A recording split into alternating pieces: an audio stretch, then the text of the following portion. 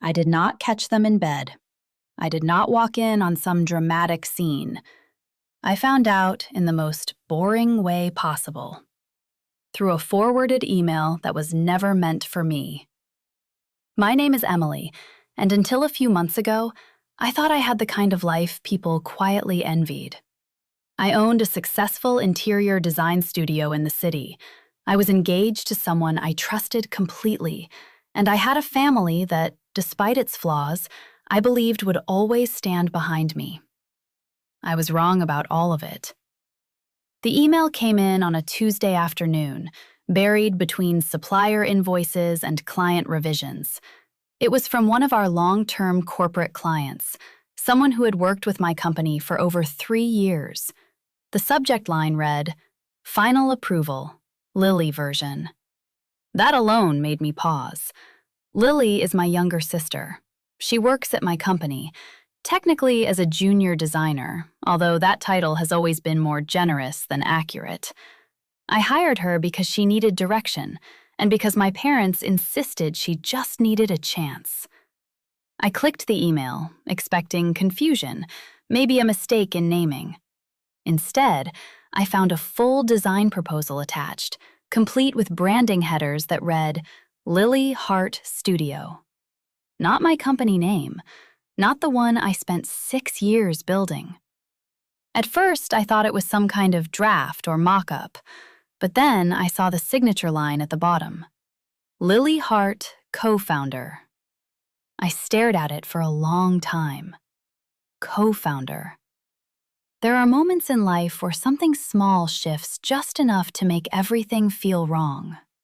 This was one of those moments.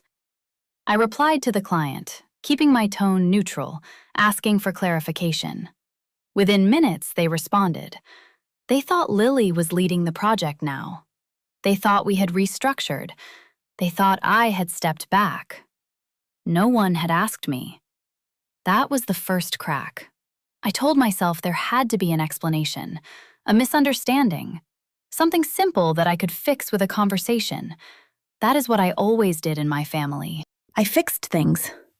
I called Lily. She did not pick up. I sent a message. No response. That was not unusual on its own, but combined with the email, it felt different. Like I was suddenly standing outside my own life, watching something unfold that I had not been invited into. I checked the project logs. Lily had been accessing files she had no reason to touch. Client communications had been rerouted. There were notes I had never seen. And then I saw something else. Daniel had been copied on multiple threads. Daniel is my fiance. We had been together for 4 years. He started working with my company about a year ago, handling vendor coordination and logistics. It made sense at the time. I trusted him. I trusted both of them. Looking back, that might have been my biggest mistake. I opened one of the email chains. It was mostly work-related, timelines, revisions, budget discussions, nothing obviously inappropriate. But there was a tone to it, a familiarity that did not belong in professional communication. Small things, private jokes, comments that did not need to be there. I felt something cold settle in my chest. At first, I thought it had just started, that maybe they had crossed a line recently. Then I checked the timestamps. This had been going on for months. That was when I stopped thinking of it as a mistake and started wondering how long I had been the only one who did not know. I did not confront them that day. I went home like nothing had happened. My apartment sits on the 12th floor of a glass building downtown. It is quiet, clean, exactly the kind of space people hire me to create for them. I built it slowly, piece by piece, just like my company. When I walked in that evening, everything looked the same. That almost made it worse. Daniel was already there, sitting at the kitchen island with his laptop open. He looked up and smiled like he always did. "Hey, you're home early." I nodded, set my bag down, and kissed him on the cheek. Normal. Everything felt painfully normal. We talked about dinner. about a client meeting I supposedly had next week, about nothing that mattered. I watched him while he spoke. I watched the way he avoided eye contact just a second too long, the way he checked his phone when he thought I was not looking. I had seen those signs before. Just not here, not in my own home. That night, after he fell asleep, I went through his phone. I have never done that before. I never felt the need to. It took less than 5 minutes. There were messages, not explicit, not careless enough for that, but enough. Late-night conversations, plans that did not include me, references to things they had done together that I had never been told about, and one message that I could not ignore. Lily, she is starting to notice things. Daniel, I will handle it. Just give me a little more time.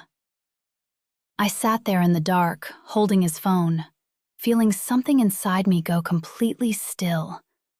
Not shattered, not broken, just quiet. That was the moment everything changed. I did not wake him up. I did not cry. I put the phone back exactly where I found it and lay down beside him like nothing had happened, because I understood something very clearly for the first time. This was not just an affair. This was a slow, deliberate shift. They were not just crossing a line. They were trying to replace me. And the worst part was, they thought they could do it without consequences. The next morning, I acted exactly the same. I made coffee.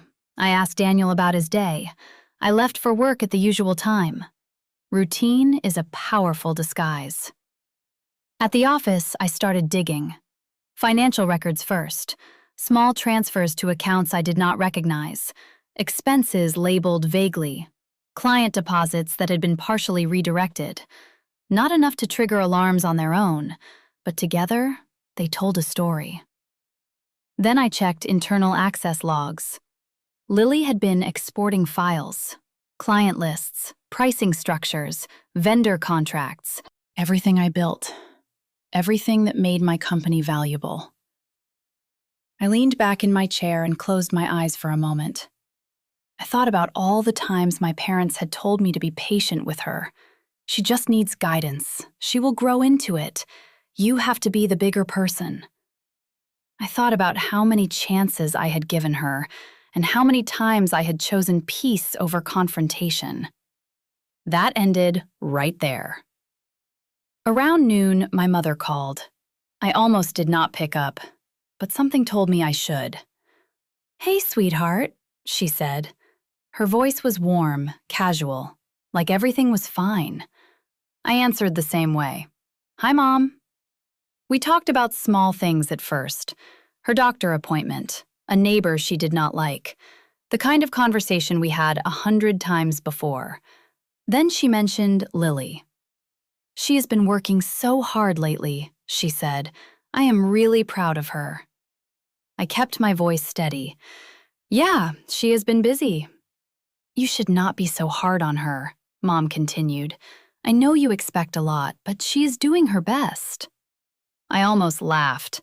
Doing her best? To take my clients, to build something behind my back, to sleep with my fiance. But I did not say any of that. Instead, I said something else. "I know." There was a pause on the line. For a second, I wondered if she knew. Not suspected. Knew. Then she continued like nothing had happened. "Good. I just do not want you two fighting again. Family is important." Family. That word felt different now. Heavier. More conditional than I had ever allowed myself to believe. After we hung up, I sat there for a long time, staring at my screen. That was when I realized something that mattered more than the affair. This was not just about Lily and Daniel. This was about power. About who controlled what I built. About who got to decide what belonged to me. And for the first time in my life, I asked myself a question I should have asked years ago. What happens if I stop fixing everything for them? The answer came quickly. Everything falls apart. That afternoon, I made my first call. Not to Lily, not to Daniel, to a lawyer. Her name is Rachel Collins. She specializes in business disputes and contract enforcement. I found her through a referral from another founder a year ago, back when I thought I would never need someone like her. I was wrong about that too. Her assistant scheduled me for the next morning. When I hung up, I felt something I had not felt in days. Clarity. Not anger, not sadness, just direction. For the first time since that email, I was not reacting anymore. I was planning, and they had no idea what was coming. That night, Daniel asked if we could have dinner with my family on Sunday. My parents, Lily, all together. I looked at him for a moment, studying his face. He seemed relaxed, confident, like someone who thought he was in control. "Sure," I said. "Sunday works." He smiled, relieved. "Good. It will be nice to have everyone together." I nodded. "Yeah, it will." What he did not know was that by Sunday, I would already have everything I needed, not just to expose them, but to end this completely. And once I started, there was no going back. The next morning, I walked into Rachel Collins's office at 9 o'clock sharp. She did not waste time with small talk. She shook my hand, gestured for me to sit, and said, "Walk me through everything from the beginning." So I did. I told her about the company, about Lily's role, about the email, the client confusion, the financial discrepancies. I told her about Daniel, about the messages, about the overlap between personal betrayal and business interference. I did not dramatize it. I did not raise my voice. I just laid out facts. When I finished, she leaned back in her chair and studied me for a moment. "Do you want to save the relationship, or do you want to protect your business?" The question was simple, but it landed harder than anything else she had said. 6 months ago, I would have hesitated. Now, I did not. "The business," I said. "Good," she replied. "That makes this much cleaner." She pulled a legal pad closer and started outlining options. "First, we lock down your company. Access control, account permissions, data ownership. If they have been moving clients or misrepresenting roles, that is actionable. Second, we prepare for termination. Your sister is an employee, not an owner. That matters. Third, your fiance. If he has been using internal information for personal or external gain, we can pursue breach of contract, possibly more depending on what we find." She looked up again. "Do you have documentation?" I nodded. "Emails, access logs, financial records, messages." "Good," she said again. "Then we build a timeline, and we do not tip them off until everything is ready." There was something about the way she said it that made everything feel real. This was not a confrontation. This was a process, a controlled dismantling. By the time I left her office, I had a checklist. Lock all systems, pull full financial reports, back up every communication thread. Do not confront, do not react. Prepare. That word stayed with me. I spent the rest of the morning at the office doing exactly that. I started with access. Lily had permissions she should never have had in the first place. I revoked them quietly. Not all at once, just enough to limit movement without raising suspicion. Then I pulled the financials. At first glance, everything looked normal. Then I filtered by smaller transactions. That is where it showed up. Partial payments redirected to secondary accounts, vendor invoices inflated by small percentages, consulting fees that did not match any official contract, not large enough to trigger alarms, but consistent. intentional. I exported everything. Every number told a story, and I was finally reading it clearly. Around noon, Lily walked into the office. She smiled when she saw me. "Hey, you are here early." I looked up from my screen and returned the smile. "Yeah, just catching up on some things." She set her bag down, completely at ease. For a moment, I wondered how long she had been living like this, smiling at me, sitting across from me, acting like nothing had changed. Maybe she believed it had not. Maybe, in her mind, this was just the next step. "You should see the Henderson file," she said casually. "I made a few updates. I think the client is going to love it." The Henderson file, the same project tied to the email I saw. I nodded. "I will take a look." She hesitated for a second, like she was trying to read me. Then she shrugged it off and went to her desk. That was the moment I realized something important. She was not afraid, which meant she did not think she had done anything wrong. Or worse, she thought she was justified. That afternoon, I had my first real confirmation that this went deeper than I thought. One of my senior designers knocked on my office door. "Do you have a minute?" I nodded. She stepped in, closed the door behind her, and lowered her voice. "I do not know if this is my place, but I think you should know something." I waited. She took a breath. "Lily has been telling clients that you are stepping back, that she is taking over operations. I did not believe it at first, but I heard her say it twice this week." Something inside me went very still again. How many clients? At least 3 that I know of, maybe more. And Daniel? She hesitated. He has been backing her up, sitting in on meetings, reinforcing what she says. There it was. Not just an affair, not just betrayal. Alignment. A coordinated shift. "Thank you," I said. She nodded, relieved, and left the room. I closed the door behind her and sat down. That was the moment everything locked into place. They were not just crossing lines. They were building something that replaced me. That was the second crack. By the time I left the office that day, I was no longer trying to understand what they were doing. I understood. Now I needed to decide how far I was willing to go to stop it. That night, I reviewed everything again. Emails, financial records, messages. Piece by piece, it formed a complete picture. Not chaotic, not emotional. Structured, deliberate. And that meant I could dismantle it the same way. I called Rachel again. "I think they are positioning to take clients," I said, "and possibly more." She did not sound surprised. "Then we move faster."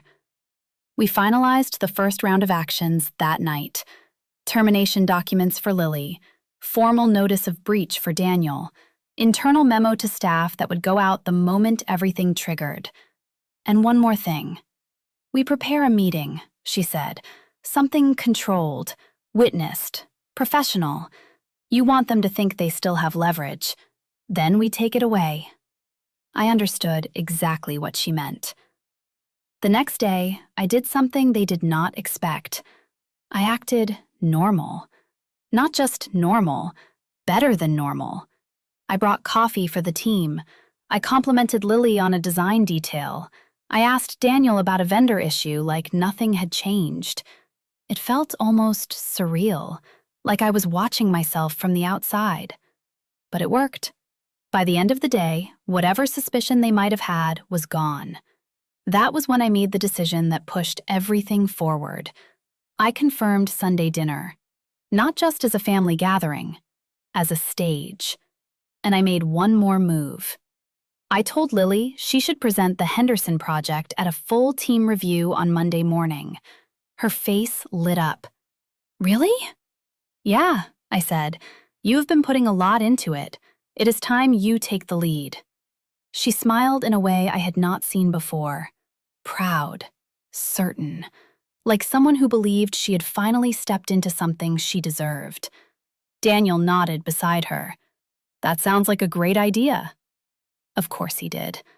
Neither of them understood what that meeting was actually going to be.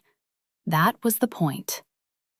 That night, I sat alone in my apartment, no lights on, just the city outside my windows.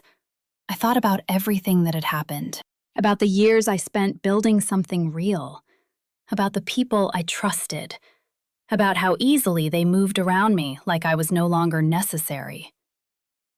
And then I thought about something else, the line I was about to cross. Because there is a moment in every situation like this where you can still choose to step back, to walk away quietly, to let things go. I realized I was past that point, not because I wanted revenge, but because I finally understood what happens if you do nothing. They win. Not just emotionally, but structurally. They take your place. They rewrite your role. They erase you without ever having to confront you directly. That was not going to happen. Sunday was coming. Monday was already set. And for the first time, I was not waiting to see what they would do next. I already knew. The only question left was whether they would understand what was happening before it was too late. They would not. And that was exactly how I wanted it. Sunday evening arrived exactly the way it always did. Too familiar, too routine, too calm for what it was about to become. My parents' house had not changed in years. Same furniture, same layout, same sense that time moved differently inside those walls. I walked in with Daniel beside me, carrying a bottle of wine like we had done dozens of times before. My mother greeted us at the door with a smile. "You are just in time. Lily is already here." Of course she was. I stepped inside and saw her in the living room, scrolling through her phone like she had nothing to worry about. She looked up and smiled. "Hey." I returned it. "Hey." No tension, no hesitation. If someone had walked into that room without context, they would have seen a normal family gathering. That was the illusion. Dinner was already set. My father was pouring drinks. My mother was adjusting plates that did not need adjusting. We sat down like we always did. Same seats, same small talk. Work, weather, a neighbor who complained too much. I let the conversation flow. I let them believe this was just another Sunday. Because that was part of it. They needed to feel comfortable. They needed to think they still understood the situation. Halfway through dinner, my mother brought up the wedding. "Have you two finalized the guest list yet?" I looked at Daniel. "We're close," I said. "Just a few things left to figure out." Lily smiled at that. "I bet it is stressful," she said, "planning something that big." Her tone was light, supportive, like she had every right to be part of that conversation. I nodded. "It is." There was a pause, just long enough for the shift to begin. I set my glass down. "Actually," I said, "there is something I wanted to talk about tonight." My father looked up. "Everything okay?" I met his eyes. "Yeah, I just think it is better if we all get on the same page now." My mother leaned forward slightly. "What do you mean?" I looked at Lily, then at Daniel, then back at my parents. "I mean that I know what has been going on." The room went still. Not dramatically, not all at once, just enough. Lily's smile faltered. Daniel did not move. My father frowned. "Know what, exactly?" I did not raise my voice. I did not rush. I just said it. "You two have been sleeping together." Silence. The kind that feels heavy. The kind that makes everything else disappear. My mother blinked. Lily looked down at her hands. Daniel exhaled slowly. For a second, no one said anything. Then Lily spoke. "It is not like that." I almost smiled. That is always the first response. It is not like that. "Then explain it," I said. She opened her mouth, closed it again. Daniel leaned forward slightly. "Emily," he said carefully, "this is not the way to do this." I turned to him. "Then what is the way?" Another pause, this one longer, more uncomfortable. My father cleared his throat. "Can someone just tell me what is going on?" Lily's voice came out small. "We did not plan this." My mother reached for her hand immediately. "Oh, honey." There it was, the shift. Not shock, not anger. Protection. I watched it happen in real time. "We did not mean for it to happen," Lily continued. "It just did." I let that sit for a second. Then I asked the only question that mattered. "For how long?" She hesitated. Daniel answered. "A few months." I nodded slowly. "So long enough to build a client pipeline behind my back. Long enough to present yourself as co-founder. Long enough to move money without telling me." That got a reaction. My father looked between us. "What are you talking about?" I did not take my eyes off them. "I have emails, financial records, internal logs, everything." Lily's face went pale. Daniel's expression tightened. "And you still thought this would stay quiet?" My mother squeezed Lily's hand. "This is getting out of hand," she said. "We can talk about this calmly." Calmly. That word again. I finally looked at her. "I am calm." She shook her head. "No, you are not. You are upset, and I understand that, but we need to think about this as a family." I almost laughed. "As a family?" I gestured lightly toward Lily and Daniel. "That is exactly what I am doing." My father's tone shifted. "Emily, whatever is going on, we can work through it. There is no need to blow things up like this." Blow things up. I repeated it quietly. "That is what you think I am doing?" My mother leaned in, her voice softer now. "Sweetheart, people make mistakes. Relationships get complicated. It does not mean everything has to fall apart." I stared at her. She believed that. Or at least, she wanted to. Daniel spoke again. "We did not want to hurt you." That was when something inside me almost broke into a laugh. "You did not want to hurt me." I repeated it slowly. "You built something behind my back. You moved my clients. You planned a future that removed me from my own company. And you did not think that would hurt me?" He did not answer. Lily started crying. Not quietly, not controlled. The kind of crying that fills the room and pulls attention. I have seen it my whole life. It always worked. My mother wrapped an arm around her immediately. "It is okay," she said. "We will figure this out. We always do." There it was again, that assumption, that everything could be smoothed over, that I would adjust, that I would absorb it like I always had. My father looked at me, his expression firm now. "What do you want, Emily?" The question landed differently than he intended. Not what happened, not why. What do you want? Control. That was what he was asking. I held his gaze. "I want the truth acknowledged." He nodded. "Fine. It happened. They made a mistake." I shook my head slightly. No, not a mistake. A decision. Repeated. Calculated. My mother's voice sharpened just a little. "That is enough." I turned to her. "Is it?" She did not like that. "You are being unfair." Unfair. That word almost felt surreal. I let it hang in the air for a second. Then I said something that shifted everything. You knew. The room froze again. Not just quiet, frozen.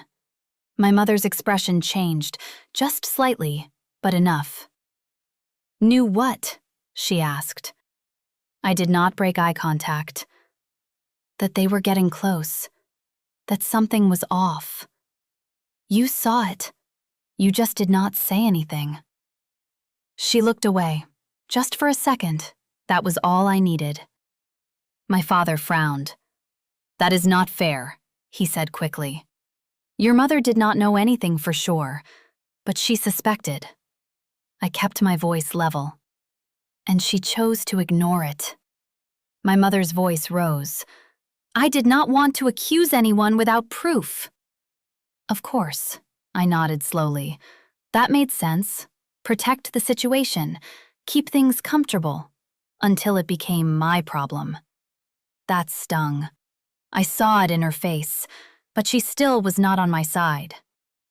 Emily, she said more firmly now, you are taking this too far. This is still your sister. This is still your relationship. You cannot just tear everything apart because of this. Because of this. I leaned back slightly in my chair. This, I repeated. That is what you think this is. My father exhaled sharply. Enough. We are not going to sit here and let this turn into something bigger than it is. There it was. The line. The one I had been waiting for. Something bigger than it is. I nodded slowly. You are right. The tension in the room shifted, just slightly. Relief. They thought I was stepping back. I looked at Lily, then at Daniel, then at my parents. You are absolutely right, I said. This is a lot. I need time to think. My mother immediately softened. That is all we are asking. Time, space. We will work through this. We always do. I nodded. Of course. Daniel relaxed. Lily wiped her eyes. My father leaned back in his chair. Crisis contained. At least, that was what they believed. I stood up and picked up my glass. I think I am going to head out. My mother stood quickly. Already? Yeah, I need some space. She hugged me, tight. You are doing the right thing, she whispered. We will figure this out together. I did not respond. I just stepped back and smiled. Then I looked at Lily one last time, and Daniel, and I said something that sounded simple. We will talk soon. They both nodded. They thought that meant resolution. They thought that meant negotiation. They thought that meant forgiveness. They were wrong. By the time I walked out of that house, everything had already been set in motion. The documents were ready. The accounts were locked. The meeting on Monday was confirmed. And for the first time, they believed they still had time. They did not. Not anymore. Monday morning started like any other. That was intentional. I arrived early, before most of the team. The office was quiet, the kind of quiet that feels almost suspended, like something is waiting to happen. I walked straight into my office, closed the door, and checked everything one last time. The files were ready. The access changes had been staged. The termination documents were finalized. Rachel had confirmed everything at 7:15 that morning. Once you start, she said, there is no undo. Make sure you are ready. I had thought about that all night. Not emotionally, logically. There was nothing left to hesitate about. At 9 o'clock, the team started to arrive. Normal greetings, casual conversations, coffee cups and laptops. Routine. At 9:30, I sent out a message. Full team meeting, conference room, 10 minutes. No one questioned it. By 9:40, everyone was seated. Lily sat near the front, her laptop open, already prepared. Daniel stood near the wall, relaxed, arms loosely crossed. They both looked comfortable. That was important. I walked in last and closed the door behind me. The room quieted. I took my place at the head of the table. "All right," I said. "Let us get started." I turned slightly toward Lily. "You wanted to present the Henderson project." Her face lit up.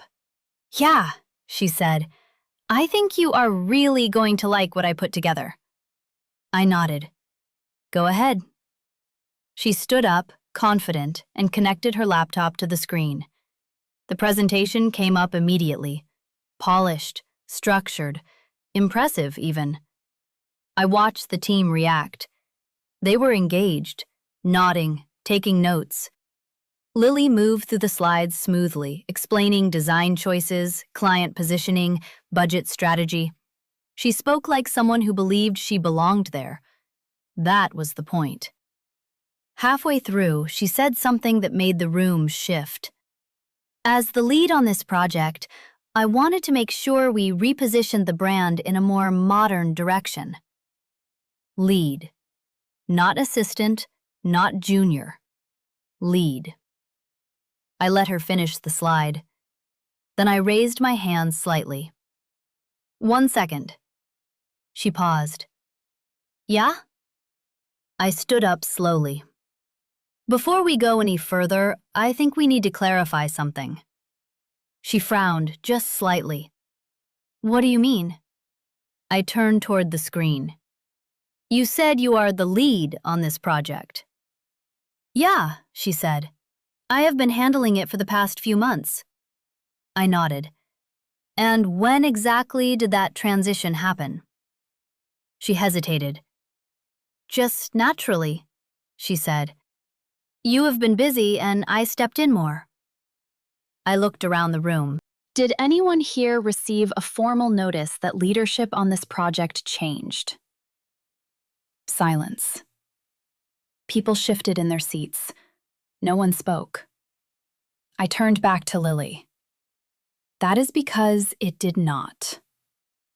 Her expression hardened. "Emily, this is not the time for this." "Actually," I said calmly, "this is exactly the time." I walked to the table and picked up a folder. Inside were printed documents, emails, financial summaries, access logs.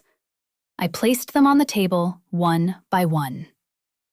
"Let us start with this," I said. I slid the first document toward the center. An email thread. Client communication. The header read, "Lily Hart Studio." A few people leaned forward. Lily's face went still. "You have been presenting yourself as a co-founder," I continued, "to clients, without authorization." She opened her mouth. I kept going. "You have been redirecting communication, positioning yourself as primary contact." "That is not true," she said quickly. I slid another document forward. Financial report, partial payment transfers. "Explain these." She looked at them, then at me, then at Daniel. "This is not what it looks like." That is always the second response. I turned toward Daniel. "Would you like to explain your role in this?" He straightened slightly. "I have just been helping where needed." "Helping?" I nodded. "That is interesting." I pulled out another page. Internal communication logs. "You have been present in multiple client discussions where you reinforced Lily's authority." He said nothing. The room was no longer comfortable. The shift had started. First crack. I let the silence stretch. Then I said it. "You both positioned yourselves to take control of projects that do not belong to you." Lily shook her head. "No, that is not what we were doing." "Then what were you doing?" She did not answer. Daniel stepped in. We were trying to grow the company. I almost smiled. By replacing me? His jaw tightened. That is not fair. I held his gaze. Is it not? I turned back to the table. There is more. I tapped the folder. Client statements, verbal confirmations, multiple accounts of Lily presenting herself as lead. The second stage had begun. Escalation. Lily's composure started to crack. You are twisting this, she said. You always think you are the only one who can do anything. There it was. Not denial, justification. I nodded slowly. That is what you believe. My voice stayed level. You believe this company should be yours. She did not deny it. She just looked at me. And in that moment, everything became very simple.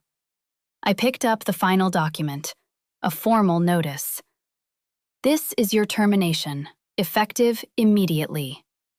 The words landed heavily. Lily stared at me. You cannot do that. I slid the document toward her. I can. You are an employee, not an owner.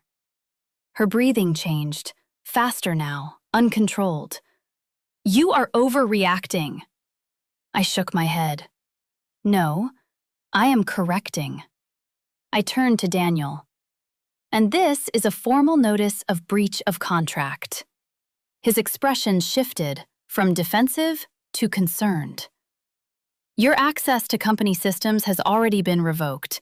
Any further involvement will be considered interference. He stepped forward slightly. Emily, we need to talk about this privately. No, I said, we do not.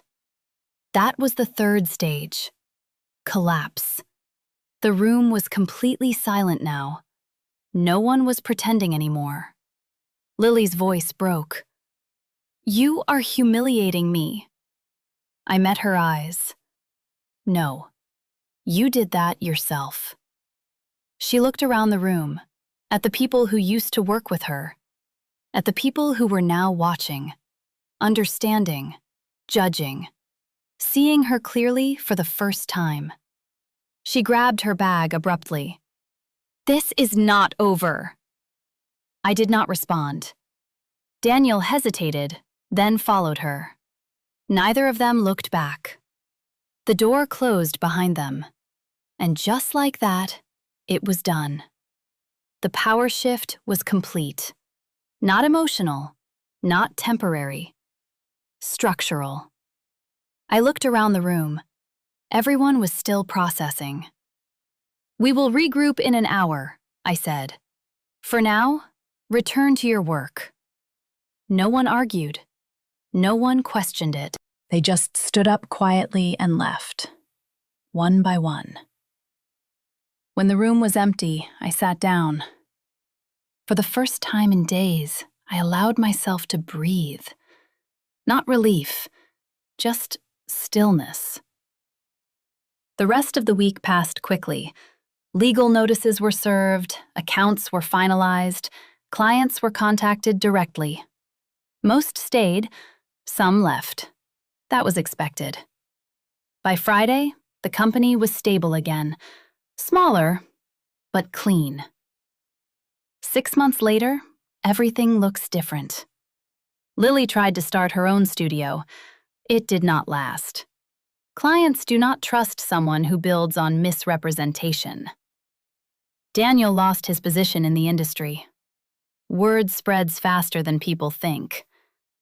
They are no longer together. That did not surprise me. My parents called, at first often, then less, then almost never. The last time my mother spoke to me, she said she did not understand how things went so far.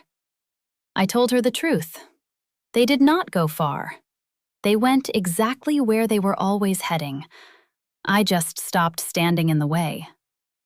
She did not have an answer for that. Neither did my father. Now, I live in the same apartment. the same space. But it feels different, quieter, not empty, just mine. The company is growing again, slowly, deliberately, on my terms. Sometimes people ask if I regret how I handled it, if I wish I had done things differently. I do not, because this was never about revenge. It was about boundaries, about what happens when you finally decide that being the bigger person does not mean being the one who loses everything. They chose what they wanted. I chose myself. And for the first time in a long time, that was enough.